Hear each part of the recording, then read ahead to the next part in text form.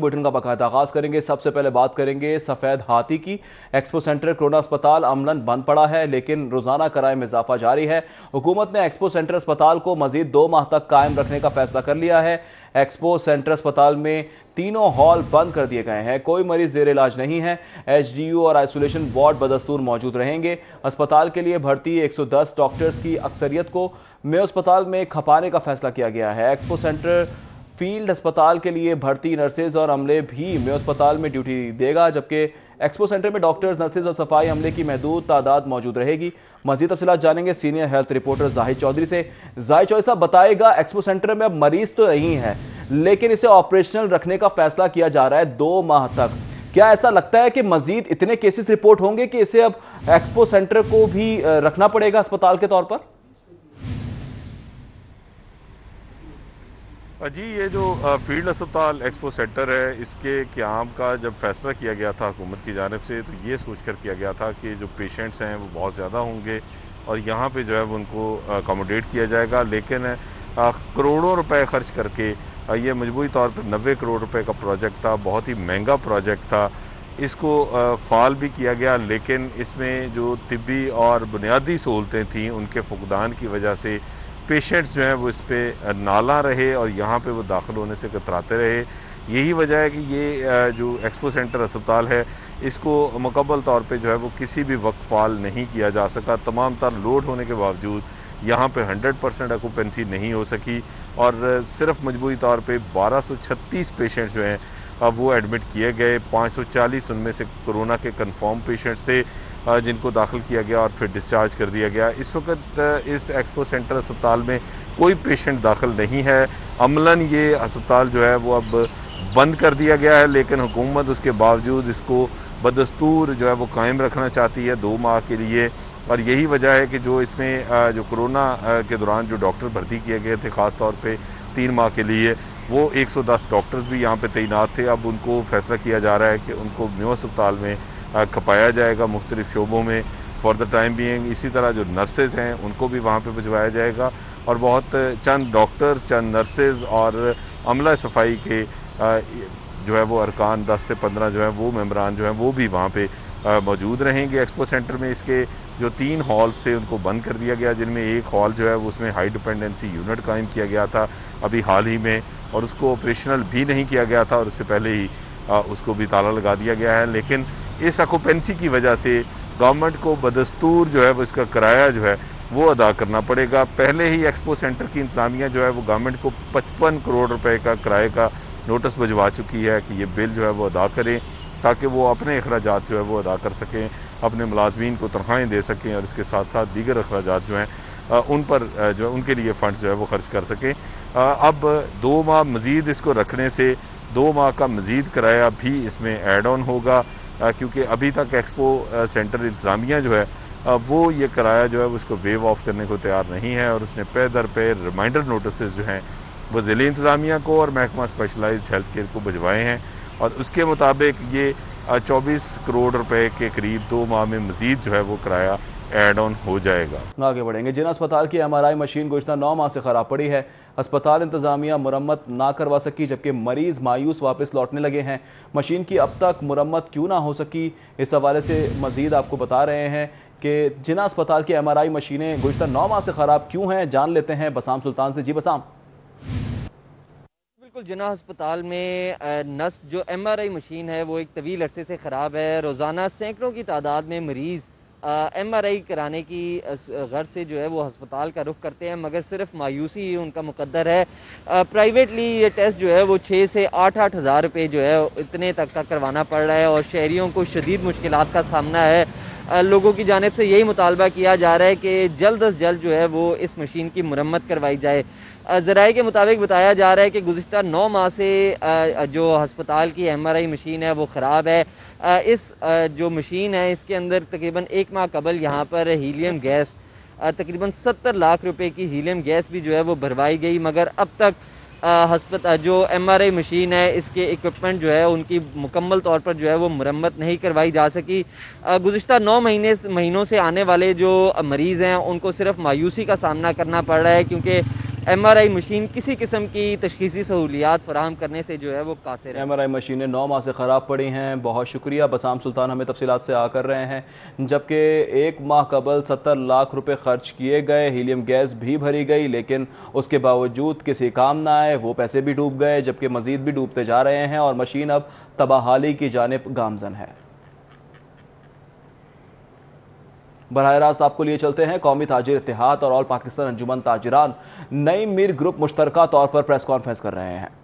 इनकी की जाए, रिटेल शॉप्स को रात 10 बजे तक खुला रखा जाए, पेट्रोलियम मसनूआत की कीमतों में कमी की जाए, 3 फेज मीटर होल्डर्स को भी 3 माह के बिजली के बिल का क्रेडिट दिया जाए, असमंगली की रोकथाम का बहाना बनाकर कस्टम हकाम की इस्तेहाली कार्रवाइयाँ बंद की जाएँ, वफाकी व सूबाई सरकारी कमर्शियल बिल्डिंग के 3 माह के किराए और कमर्शियल प्रॉपर्टी का साल 2020-21 का प्रॉपर्टी टैक्स माफ़ किया जाए, छोटे ताजरों के लिए शख्सी ज़मानत पर बिला सूद कर्जे स्कीम का अजरा किया जाए, इस्तेमाल शुदा गाड़ियों मोबाइल बिजनेस को बहाल किया जाए, काटेज इंडस्ट्री की पुरानी तारीफ बहाल की जाए, अशिया ज़रूरी के नाम नहाद सरकारी नरखनामे मनसूख किए जाएँ, कीमतों के तयन के लिए आज़ाद अथॉरिटी बनाए जाए, आटा चीनी का कारोबार करने वाले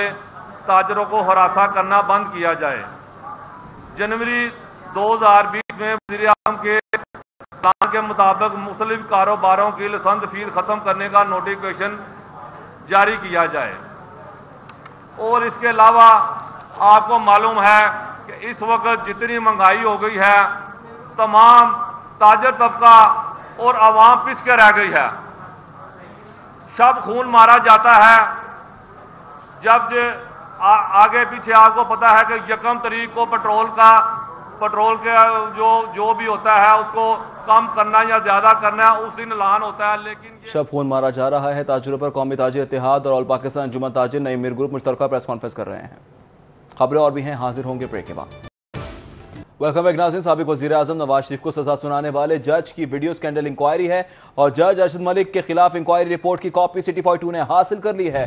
जस्टिस सरदार अहमद नईम 13 सफ़ात पर मुश्तमिल इंक्वायरी रिपोर्ट तैयार की है। अरशद मलिक ने जराइम पेशा गिरोह में रज़ाकाराना तौर पर शमूलियत इख्तियार की। रिपोर्ट में कहा गया कि अरशद मलिक ने सबूत नहीं दिया, जिससे जाहिर हुआ कि खौफजदा किया गया था।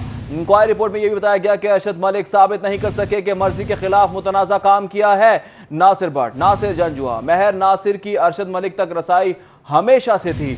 नैब रेफरेंसेस का फैसला करने के बाद मुलजिम जाती उम्रा में नवाज शरीफ से मिला। जज अरशद मलिक ने फैसले के बाद दौरान उम्रा हुसैन नवाज से मुलाकात भी की, जबकि रिपोर्ट में यह भी बताया गया है कि रजाकाराना तौर पर ग्रुप ज्वाइन किया। अरशद मलिक ने जराइम पेशा गिरोह रजाकाराना तौर पर ज्वाइन किया, शमूलियत इख्तियार की। रिपोर्ट में कहा गया अरशद मलिक ने सबूत नहीं दिया, जिससे जाहिर होता है कि खौफजदा किया गया था। इंक्वायरी रिपोर्ट में यह भी बताया गया है कि मर्जी के खिलाफ मुतनाज़ा काम किया है, ये भी अरशद मलिक साबित नहीं कर सके। नासिर भट्ट, नासिर जंजुआ, महर नासिर की अरशद मलिक तक रसाई हमेशा से थी। रिपोर्ट में कहा गया नैब रेफरेंसेस का फैसला करने के बाद मुलजिम जाती उम्रा में नवाज शरीफ से मिला, जबकि दौरान उम्रा हुसैन नवाज से भी मुलाकात की है। रिपोर्ट में यह हकाइक सामने आए हैं। स्कैंडल की बात की जा रही है। जज अरशद मलिक के खिलाफ इंक्वायरी है, जबकि साबिक वज़ीर आज़म नवाज शरीफ को सजा सुनाने वाले जज की वीडियो स्कैंडल की इंक्वायरी है। जज अरशद मलिक के खिलाफ इंक्वायरी रिपोर्ट की कॉपी सिटी 42 ने हासिल कर ली है। साबिक वज़ीर आज़म नवाज शरीफ को सजा सुनाने वाले जज की वीडियो स्कैंडल की इंक्वायरी है और जज अरशद मलिक के खिलाफ इंक्वायरी रिपोर्ट की कॉपी सिटी 42 ने हासिल कर ली है। साबिक वज़ीर आज़म नवाज शरीफ को सजा सुनाने वाले जज की वीडियो स्कैंडल की इंक्वायरी है और जज अरशद मलिक के खिलाफ इंक्वायरी रिपोर्ट की कॉपी सिटी 42 ने हासिल कर रही है। कॉपी में क्या कुछ है, रिपोर्ट में क्या हकाइक सामने आए हैं, जान लेते हैं मलिक अशरफ से। जी मलिक अशरफ। जी, ये एक इंतहाई अहम रिपोर्ट है जो कि साबिक जज एहतसाब अदालत अरशद मलिक के मुतल्लिक है और इस जज एहतसाब अदालत ने साबिक वज़ीर मियां मोहम्मद नवाज शरीफ को नहली की और जुर्माने की सजा सुनाई थी और उसको 7 साल कैद की और इसके साथ उनकी जो जायदाद जब्ती की सजा सुनाई थी। ये सजा जो इंक्वायरी रिपोर्ट है 13 सफ़ात में मुश्तमिल है। इसमें जज अरशद मलिक को तमाम मौका फराहम किया गया कि वो अपनी बेगुनाही में कोई इंक्वायरी ऑफिसर के सामने अपनी बेगुनाही साबित करे, लेकिन वो साबित नहीं कर सका। इस इंक्वायरी रिपोर्ट में कहा गया है कि जज अरशद मलिक जो है इसके जराइम पेशा ग्रोह जो था उसके साथ रज़ाकाराना तौर पे ये शमूलियत इख्तियार करता रहा, उनके साथ मुलाकातें करता रहा और अरशद मलिक ने कोई ऐसा सबूत सामने नहीं आया कि इसने किसी खौफ की बुनियाद पे या हरासा इसको किया गया, कोई ऐसा सबूत सामने नहीं आया। मजीद इस इंक्वायरी रिपोर्ट में ये भी कहा गया है कि नासिर भट्ट, नासिर जंजुआ और महर नासिर की अरशद मलिक से मुसलसल मुलाकातें होती रही हैं और ये साबित करती हैं कि इनके आपस में तल्लुकात थे। और जब इसने नवाज शरीफ रेफरेंस का फैसला सुना तो इसके बाद भी अरशद मलिक जो है वो जाती उम्रे गया, वहाँ पे नवाज शरीफ से मुलाकात की और मजीद इसका वहाँ मजीद ये भी इस इंक्वायरी रिपोर्ट में कहा गया है कि उम्रा के दौरान भी इसके हुसैन नवाज से मुलाकातें होती रही हैं, सऊदी अरब में मुलाकातें हुई हैं और ये कोई जो मुलाकात थी उसको अचानक करार नहीं दिया जा सकता, बल्कि ये तयशुदा मुलाकात थी। अरशद मलिक जो है इसने नवाज शरीफ के खिलाफ अपने ही जारी किए गए फैसले पर तैयार की गई अपील का भी जायजा लिया और मजीद अरशद मलिक ने दौरान इंक्वायरी इस बात को तस्लीम किया है कि 2002 से लेकर 2003 तक मुल्तान में तैनाती के दौरान इसने मुतनाज़ जो वीडियो बनी थी जो मोहम्मद तारिक ने बनाई थी उससे जान पहचान इसकी हुई थी। अरशद मलिक जो है इसने नासिर भट्ट समेत दीगर जो अफराद हैं जो ज़ाहिर करता था कि इन्होंने धमकियाँ दी हैं, इन्हें हरासा किया, तो इस हवाले से किसी भी अपनी आला अथॉरिटी को इसने आगाह नहीं किया था। मजीद इसको ये भी इस इंक्वायरी रिपोर्ट में कहा गया कि इसकी मुलाकातों का जो इसका इकदाम है वो आइन का जो आर्टिकल है उसका 731 के इसकी खिलाफ वर्जी है, जो कि किसी तौर पे भी कोई जो जज जो है वो किसी से मुलाकात नहीं कर सकता और इसने जो प्रेस रिलीज जारी की थी वो भी ज़ाब्ता अखलाक की खिलाफ वर्जी थी। इस तरह इसको तमाम मौका फराहम किया गया लेकिन अपनी बेगुनाही को साबित करने में ये नाकाम रहा है और जिस पे इंक्वायरी ऑफिसर ने ये सिफारिश की थी कि इसको मुलाजमत से बरतरफ किया जाए, जिस पे लाहौर हाई कोर्ट के जस्टिस मोहम्मद कासिम खान की सरबराही में इंतजामी कमेटी का इजलास हुआ था और इस इजलास में इंतजामी कमेटी ने गौर खौज करने के बाद अरशद मलिक को बरतरफ करने का मंजूरी दी थी। ये सबसे पहले उस वक्त मामला सामने आया जब मरियम नवाज ने एक प्रेस कॉन्फ्रेंस में मियां मोहम्मद नवाज शरीफ को सजा देने वाले जज अरशद मलिक के हवाले से वीडियो मंजर यहाँ पे लाई और इसमें कहा गया कि इसने जो फैसला किया है उसमें वो इजहार कर रहा है कि इसने दबाव में आके किया है, जिसके बाद ये मामला सुप्रीम कोर्ट गया था। सुप्रीम कोर्ट के नोटिस लेने के बाद इसकी खिदमात जो थी अरशद मलिक की वो महकमा कानून के हवाले की गई और जिसके बाद इसको महकमा कानून से OSD बनाया गया, चूँकि लाहौर हाई कोर्ट में ये भर्ती हुआ था और 2022 में इसकी रिटायरमेंट है। OSD बनने के बाद इसके बाकायदा तौर पे इसकी इंक्वायरी का आगाज हुआ और इसकी मंजूरी जो थी उस वक्त के chief justice Lahore high court Sardar Mohammad Shamim Khan की ज़ेर सदारत होने वाले इंतजामी कमेटी के इजलास में दी गई थी और जस्टिस सरदार अहमद नईम को इंक्वायरी ऑफिसर मुकर्रर किया गया था। जब उन्होंने इंक्वायरी मुकम्मल की तो इंक्वायरी रिपोर्ट जो थी वो लाहौर हाई कोर्ट को भिजवाई गई, जिसपे चीफ जस्टिस मोहम्मद कासिम खान की सरबराही में 7 रुकनी इंतजामी कमेटी ने इसका जायजा लिया और इसके बाद अरशद मलिक को बरतरफ कर दिया गया है। मलिक अशरफ, ये बड़ा रिमार्क्स नहीं है कि अरशद मलिक ने जराइम पेशा गिरोह में रजाकाराना तौर पर शमूलियत इख्तियार की, तो बहुत बड़ा सवाली निशान लग जाएगा। जी, इसी वजह से तो इनको बरतरफ किया गया है। हालांकि जो मियां मोहम्मद नवाज शरीफ का फैसला जब इन पे था तो इस पूरी जो साहब अदालत के ऊपर एक मॉनिटरिंग जज थे सुप्रीम कोर्ट के जस्टिस इजाजुल हसन, वो इसको ऑब्जर्व कर रहे थे। अगर ये इसको किसी किस्म का खौफ या कोई दबाव था तो ये अपने मॉनिटरिंग जज जो कि सुप्रीम कोर्ट के जस्टिस इजाजुल हसन थे उनको बता सकता था, आगाह कर सकता था, लेकिन इसने किसी किस्म का अपने ऊपर दबाव या कोई इजहार नहीं किया मॉनिटरिंग जज पे भी और किसी भी अथॉरिटी को जज को आगाह नहीं किया किसी यह खौफ या कोई है। और ये भी मैं बता दूं कि अरशद मलिक का जो कंडक्ट है, जो इसकी शोहरत पहले से अच्छी नहीं है और जब इसने एक फैसला किया और इसकी वीडियो मंजर यहाँ पे आई तो डिस्ट्रिक्ट जुडिशरी के तमाम जजेस जो हैं उनके वो फील कर रहे थे, शर्मिंदगी महसूस कर रहे थे कि डिस्ट्रिक्ट जुडिशरी पे इतना बड़ा धब्बा लगा है अरशद मलिक की वजह से और इसने बदनाम किया है डिस्ट्रिक्ट जुडिशरी को। ऐसे जज को रहने का कोई हक नहीं है और कोई अरशद मलिक से कोई ईमानदार जुडिशियल अफसर इनको बात तक करने को गवार नहीं करता था, क्योंकि इसका कंडक्ट शुरू से इसका इस तरह का रहा है। और इस तरह की मुलाकातें करना, मुसलसल मुलाकातें करना और लोगों से मिलना, जो कि ज़ाब्ता अखलाक की बिल्कुल खिलाफ वर्जी है। और इतना हाई प्रोफाइल केस आप उनकी समाअत कर रहे हैं ये जज साहब, और उसके साथ साथ मुलाकात भी कर रहे हैं। नैब रेफरेंसेस के फैसले के बाद मुलजिम से मुलाकात करना, इस पर ये क्या मौक़िफ़ पेश कर रहे हैं, क्या जज अरशद मलिक ने कहा है?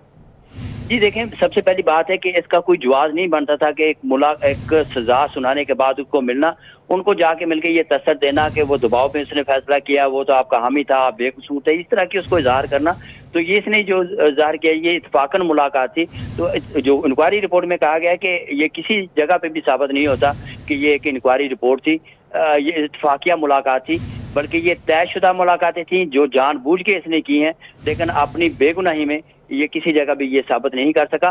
बल्कि जो इसने प्रेस रिलीज जारी की है वो भी ज़ाब्ता अखलाक जारी किया है, जो इसके पास इख्तियार नहीं था कि इस तरह की प्रेस रिलीज जारी करता, बल्कि अपना खुद इसने इकरार किया कि ये मुलाकातें इसकी होती रही हैं, और जो कि इस बात का सबूत है कि इसने तमाम मुलाकातें बहमी रजामंदी से। अच्छा मलिक कशिफ, ये भी बताएगा जिस शख्स को मुलजिम ठहराया गया, अब क्या उसे कोई हक दिया जाएगा कि वो एक दफ़ा फिर से अपील दायर कर सके या दरख्वास्त दे सके इस केस के हवाले से? जी देखें, इस बात का तो सुप्रीम कोर्ट जायजा ले सकती है कि वो इस बारे में नजरसानी क्या गौर कर सकती है या नहीं कर सकती, लेकिन ये कंडक्ट जो था वो जो इंक्वायरी रिपोर्ट थी वो अरशद मलिक की थी कि इसको जो कुछ इसने किया फैसले के बाद ये उसके तनाजर में इसको बरतरफ किया गया है कि इसने क्यों मुलाकातें की, प्रेस रिलीज जारी क्यों की। अगर ये खौफ और उसकी या ब्लैकमेलिंग का ये इसने इजहार किया तो इसका वो इसने अपनी सीनियर अथॉरिटी को क्यों नहीं बताया, सुप्रीम कोर्ट के जो मॉनिटरिंग जज थे उनको क्यों नहीं बताया, क्योंकि इसका कंडक्ट जो था मुलाकातें करने का वो बाद में इजहार हुआ है, लेकिन फैसले में किसी जगह पे ये फैसले के हवाले से इंक्वायरी रिपोर्ट में ये इजहार नहीं किया गया। इसमें बात साबित नहीं हुई कि उसने गलत किया है। जो फैसला है, फैसले का जो जायजा, जो जज का कंडक्ट था, जो उसका जो बाद में मुलाकातें थी, उसके हवाले से ये इंक्वायरी रिपोर्ट सामने है, जिसके बाद इसको बरतरफ किया गया है। अलबत्ता जो फैसला है, तो फैसले के हवाले से अगर सुप्रीम कोर्ट में मामला जाता है तो उसका सुप्रीम कोर्ट जायजा ले सकती है। मलिक कशिफ, ये भी बताएगा, एक तरफ ये कि रजाकाराना तौर पर शमूलियत इख्तियार की बात, दूसरी जानिब ये बात कि खौफजदा किया गया था, कुछ आप बताएं ये क्या मामला है? देखिए ना, ये अपनी नौकरी को बचाने के लिए ये तो कहता है जी मेरी रजाकाराना थी, जो खौफजदा की जो बात करता है अरशद मलिक, लेकिन इसको किसी जगह पे इसने साबित तो नहीं कर सका कि उसे खौफजदा किया गया है। और जिस तरह की तसलसल के साथ नासिर भट्ट के साथ, नासिर जंजुआ के साथ और दीगर के साथ इसकी मुलाकातें होती रही हैं, तो इससे साबित होता है कि इसकी कोई खौफजदा या ब्लैकमेलिंग वाला कॉन्सेप्ट था ही नहीं। और ये इसका बिल्कुल इसने गलत बयानी की जो अपनी प्रेस रिलीज में भी जारी किया कि इसको इस तरह किया गया। अगर इस तरह की सूरत हाल थी तो ये इतनी मुसलसल के साथ मुलाकातें क्यों करता रहा, और इसने खुद ही इस बात को तस्लीम किया है कि 2002 से लेके 2003 तक इसने जो इसकी मुल्तान तैनाती थी, तो उस वक्त ये मोहम्मद तारिक जिसने ये वीडियो बनाई थी उससे इसकी मुलाकातें होती रही हैं। यानी कि सारी जो इंक्वायरी रिपोर्ट इसमें साबित होता है कि इसने कोई खौफ इस पे नहीं था, कोई इस पे दबाव नहीं था। ये सारी जितनी इसने ये मुलाकातें की हैं और जो कुछ इसने किया अपनी रजामंदी से किया है, और किसी भी जुडिशल अफसर का ये उसके जो ज़ाब्ता अखलाक है उस बात की इजाज़त नहीं देता कि वो किसी जराइम पेशा गिरोह से मिले, फैसला करने के बाद मुलजमान से मिले, उनके रिश्तेदारों से मिले, और इस तरह का जो ज़ाब्ता अखलाक है वो जज के मनसब के खिलाफ है। यही वजह है कि इसको बरतरफ करने की सिफारिश की गई। मलिक कशिफ, इन रिमार्क्स के बाद अब क्या मजीद जज अरशद मलिक को कुछ सजा दी जाएगी या सिर्फ बरतरफी किया जाएगा? देखें, इसकी जो इंक्वायरी रिपोर्ट हुई है, चूंकि ये एक ग्रेड 21 का जज है और सीनियर 10 जजेस में सबका शुमार सीनियरिटी में जजेस थे, इसकी एक महकमाना इंक्वायरी हुई है, चूँकि ये लाहौर हाई कोर्ट के अंडर था और अदलिया का एक जो उसका जुडिशल ऑफिसर था। अभी तो महकमा ने इंक्वायरी के बाद इसको बरतरफ किया गया है और इसके अपील का उसको इख्तियार होगा, जो कहा जा रहा है कि ये जुडिशल ट्रिब्यूनल में जाएगा और वहाँ पे अपील करके अपने बहाल होने की भी कोशिश करेगा।